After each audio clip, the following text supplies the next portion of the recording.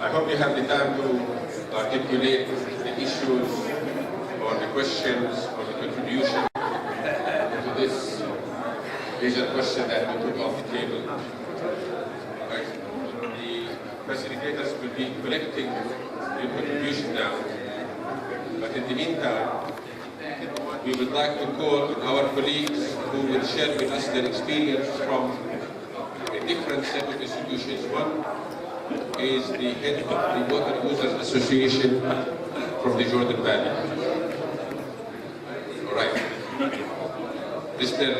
Muhammad, Mr. Ali Mustafa Dayar.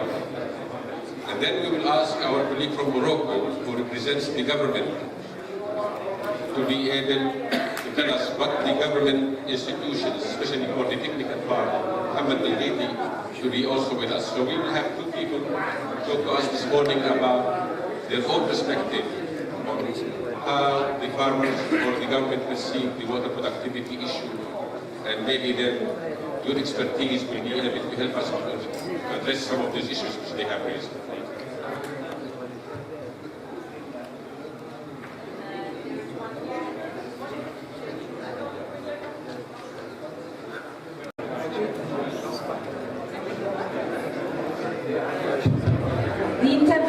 Will be in different language, so if you don't understand all English, Arabic and French, I invite you to go and collect a microphone over there. If you can understand all the language, then you are ready.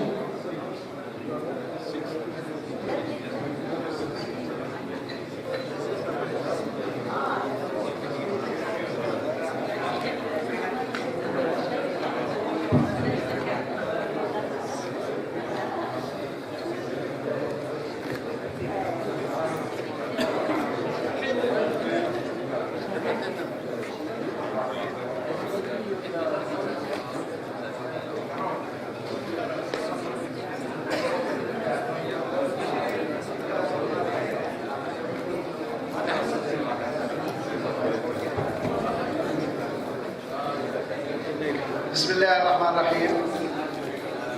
مهندس علي مصطفى، رئيس جمعية بلدنا منطقة الأغوار الوسطى، ممثل لجمعيات مستخدمي المياه في الأردن.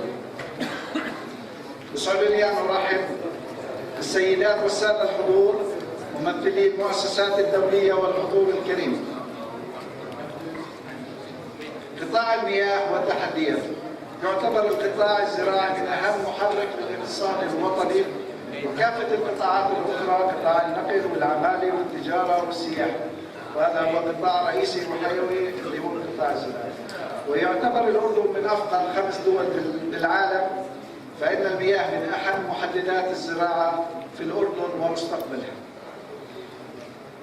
يعاني الأردن في ثبات نسبي من مصادر المياه وشحتها، كذلك إعطاء الأولوية لمياه الري لمياه الشرب على حساب قطاع الري.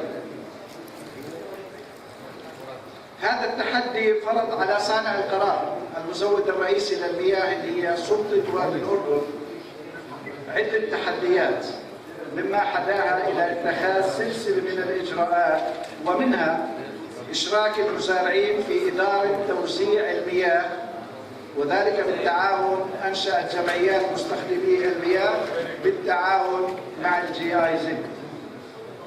الخطوة الثانية اللي عملتها سلطة وادي الأردن لعمل منتدى للمياه في منطقة الأغوار بالتعاون مع المزارعين والقطاعات الأخرى من أجل تنمية الحوار المشترك بالتعاون مع البنك برعاية البنك الدولي. النقطة الثالثة هو التقنين المائي. اتخذت سلطة وادي الأردن تقنين مائي للتزويد 70% للسنوات السابقة من الاحتياجات النباتية تم تزويد الوحدات الزراعية. هذا التقنين فرض على المزارعين تحديات كبيرة، واتخذ المزارعين عدة خطوات، منها استخدام شبكات الري الحديثة. 95% من الوحدات الزراعية تستخدم الري بالتنقيط. النقطة الثانية اللي استخدمها المزارعين هي استخدام الملش الأسود لتغطية التربة من أجل المحافظة على المياه ومنع التبخر. النقطة الثالثة المزارعين اللي هي بالتباحث والتعاون مع الجمعية، تم تغيير في النمط الزراعي اللي هي تغيير هذا النمط بالتشاور والتحاور مع سلطة وادي الأردن ومع الجمعية، تغيير النمط الزراعي بالتحويل من زراعة الخضروات إلى زراعة أشجار النخيل مثل صنف المجهول وصنف العنب والزراعة المحمية. وهذا الزراعة النخيل والزراعة المحمية بتعود بعائد اقتصادي أكبر من الزراعة المكشوفة. قطاع المياه في تحديات اللي هي بالأردن، قطاع اللي هي الإطار القانوني، بحاجة إلى إطار قانوني، ومحور الثاني هو البنية التحتية والإدارة الفاعلة وتعظيم العائد الاقتصادي لهذا المنتج. المحور الأول الإطار القانوني والتشريعي، بحاجة لتعديل قانون سلطة وادي الأردن لكي يتسنى تسجيل هاي الجمعيات تحت مظلتها. تعديل القانون بحيث يشمل نقل كافة صلاحيات التوزيع والتشغيل والصيانة وبيع المياه والمخالفات إلى جمعيات مستخدمي المياه. إيجاد هيكل تنظيمي اتحاد جمعيات مستخدمي المياه يهتم بالسياسة المائية والمحافظة عليها وعلى مصادر المياه وزيادتها والعناية بها، وتطوير وبناء قدرات الجمعيات مستخدمي المياه من أجل ديمومتها. تمثيل الجمعيات تمثيلا حقيقيا في مراكز صنع القرار، أي في إدارة سلطة وادي الأردن، في مجلس إدارة سلطة وادي الأردن. وضع أسس ومعايير تقييم للجمعيات من أجل استمرار عملها وديمومتها بفاعلية عالية. المحور الثاني اللي هو البنية التحتية والإدارة الفاعلة لمياه الري، المحافظة على المصادر المائية وزيادة السعة التخزينية للسدود، والعمل على زيادة مصادر المياه مع قلتها. اثنين، إعادة تأهيل شبكات التزويد المائي وملحقاتها. شبكات التزويد المائي في منطقة الأوار في بعض مناطق عمرها يتجاوز 40 عام، وهي شبكات بحاجة ماسة لإعادة تأهيل، وتركيب محطات ضخ وبرك ترسيبية وبرك تخزينية وفلترة رملية وتركيب عدادات شاملة لكل مآخذ الوحدات والخطوط الرئيسية. من أهم النتائج المتوقعة من إعادة التأهيل وتقليل الفاقد في الشبكة الرئيسية، إعطاء المزيد من المياه في الوقت المناسب والضغط المناسب، وهذا يؤدي إلى إلغاء البرك التخزينية داخل المزارع. أن المزارع بالأردن كل وحدة زراعية فيها بركة تخزينية، ويقدر الفاقد في البركة التخزينية من التبخر ومن التسريب بحدود 15%، أي أن فاقد بحدود 20 مليون متر مكعب ممكن هدول المفرد. توفير إعادة الضخ داخل المزرعة، إعادة الضخ من البركة التخزينية داخل المزرعة. لما نضخ مباشرة للمزارع بنوفر 80% من الطاقة اللازمة من الكهرباء والديزل، وهذا بيؤدي إلى تقليل انبعاث ثاني أكسيد الكربون وتقليل التلوث البيئي.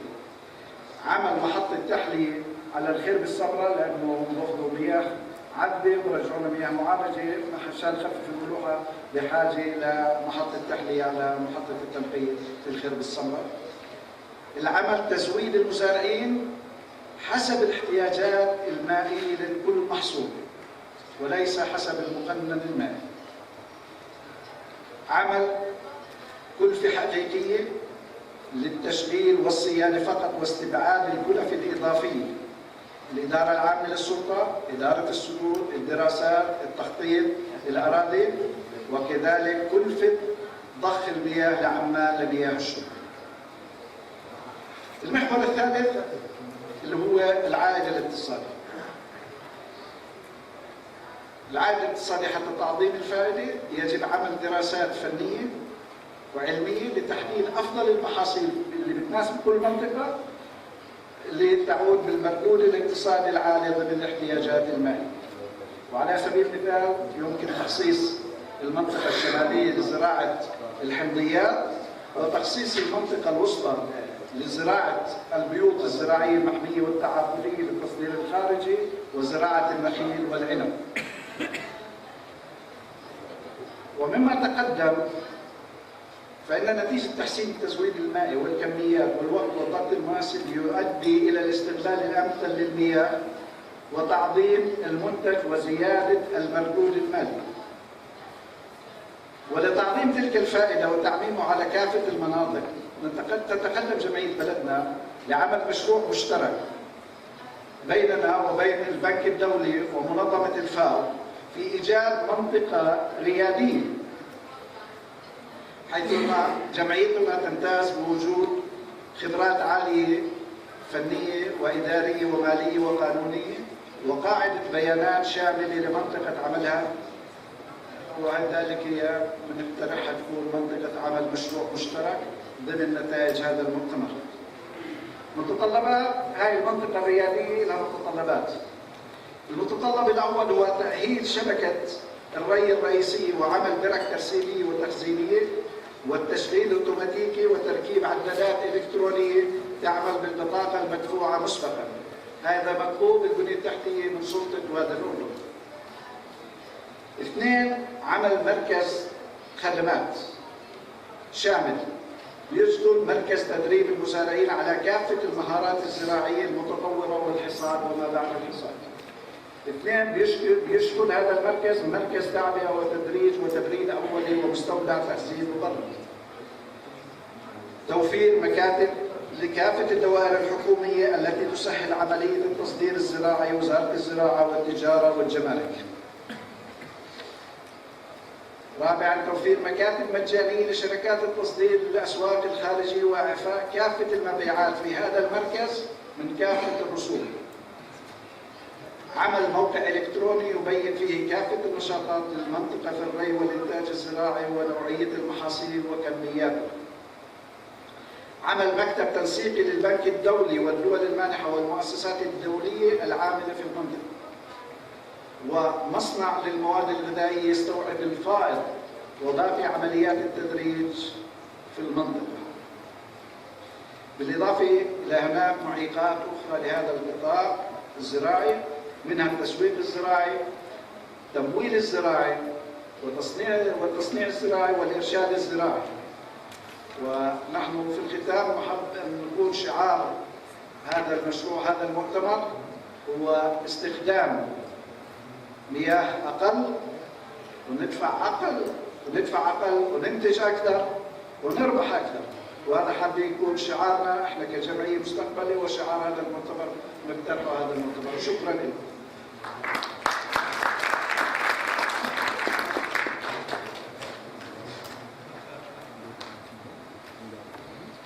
Thank you, Mr. Deep. That really was a very down-to-earth presentation. Now we will hear from Mr. Mohammed Al-Rif from the Ministry of Agriculture in Morocco. Another perspective on what the government can do in addressing some of those issues. Thank you very much for giving me this opportunity to share the experience of Morocco in the field of improving the productivity of water. I will try to present the Moroccan experience in this field from public policy perspective. And this is very important because of this is the beginning of the process. It is essential to put something on the context of Morocco. First, the irrigated agriculture in Morocco is in the heart of sustainable development of agriculture and all the economy of Morocco because of three dimensions. And I can give some figures on that. Irrigated agriculture contributes at 45% of agriculture add value. and average of 75% of agricultural exports.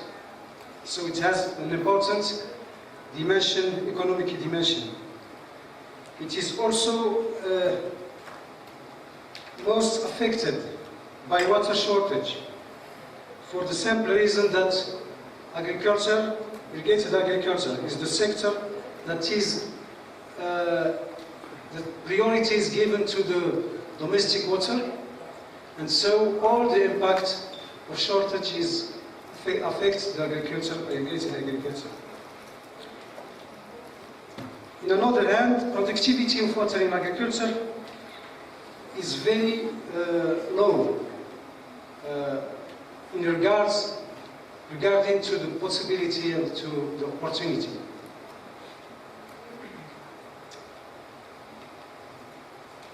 Policy instruments also, we have tried a lot of instruments. Rehabilitation of the system, pricing, incentives, but all these instruments have some limits in the past. And shortage continue to increase and affect increased demand and climate change also. Lots of, another constraint is that there is a lot of barrier to improve productivity in the farm level. So the idea is to challenge and to be proactive to change this statement. What it was done. The idea is to move and to remove the barrier that is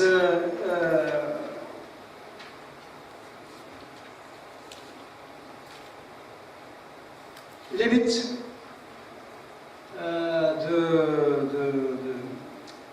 the productivity of water in the sector.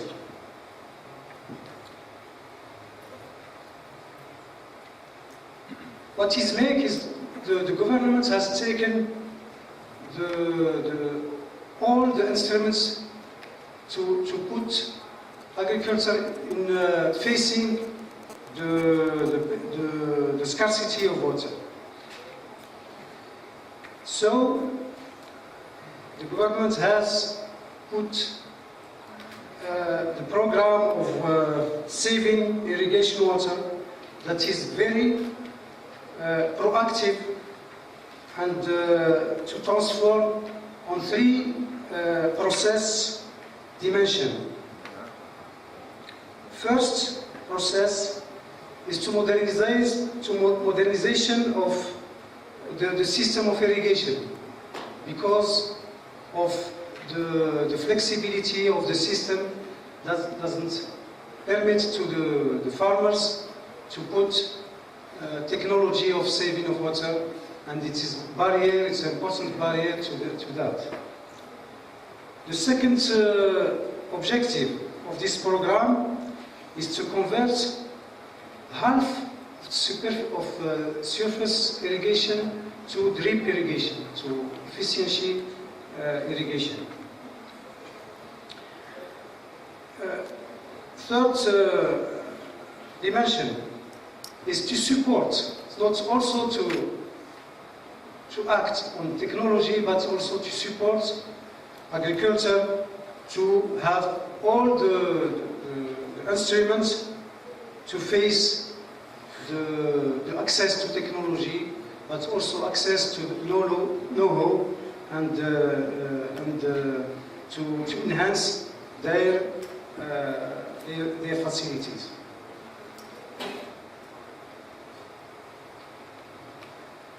This program is something that is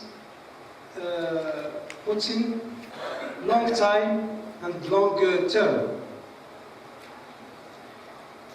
What are the key of the success of this program? I think the first is that it is something integrated. It is a package that states decide to give to the agriculture but with the contract. The contract is to say that governments give all the package, modernization of irrigation, incentives, and incentive can reach all the equipment of the farmers, all the equipments on irrigation.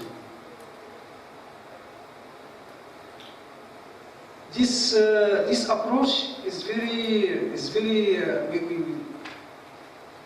we assess that it's very relevant because it permits to agriculture to have some confiance or some they are very convinced that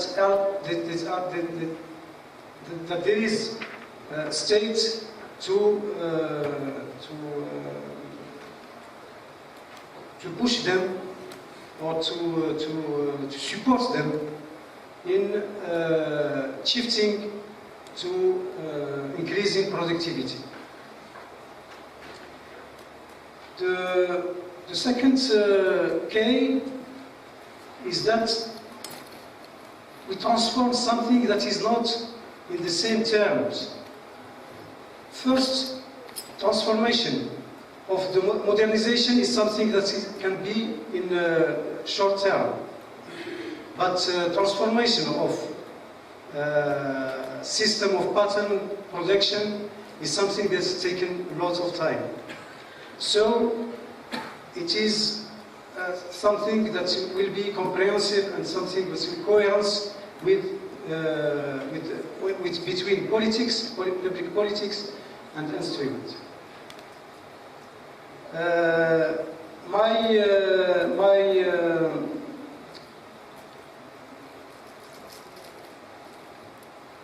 The lesson that can we try to retire is that we have to begin by volunteer approach, decision in high level of the government to have something that is comprehensive and that is integrated. The second is that the farm level is essential to have something that is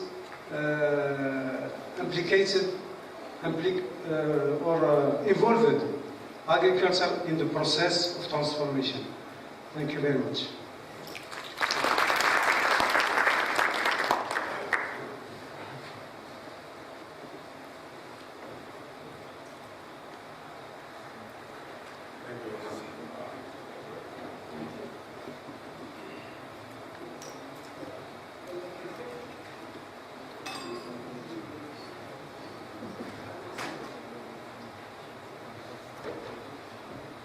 As you can tell, the confluence of presentation between what the farmers' voice is and the government, that is really very fascinating to see how they interact.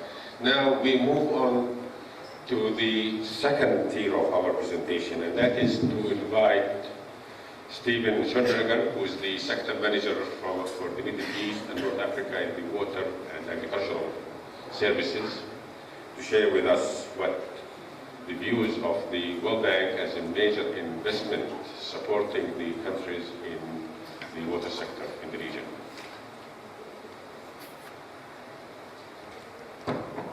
Okay, thank you very much, Shawki, and there's a PowerPoint to go along with this, so I'll wait for this to get put up.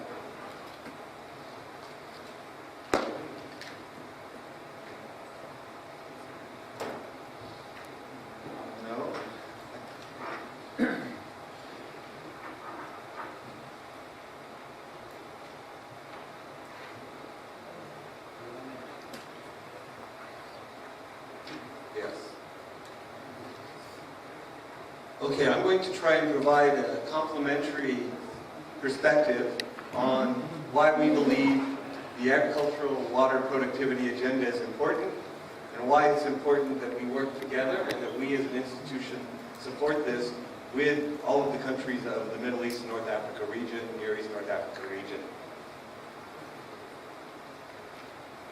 Very simple, why should we look at agricultural water productivity? I think these two graphs summarize it pretty well. As we all know, the region has the least renewable water resources per capita per year globally. It's the most water-constrained region in the world. Yet, the agricultural water productivity is well below the world average. And that's simply unacceptable. How can we have so little water and not be using that very precious water most efficiently in the world? So this is the challenge. How do we move the blue above the red and ensure that Middle East and North Africa, as the most water-constrained region, becomes the world leader in agricultural water productivity? As we've heard from our colleagues from the Farmer Organization of Jordan Valley Authority, from the Ministry of Agriculture and Irrigation in Morocco, things are not sitting still. There's a tremendous change occurring in how irrigation is carried out in the region. And many of the dimensions were already covered by our colleagues, but it has to do with more flexibility in terms of allocations between sectors. It's moving from a centralized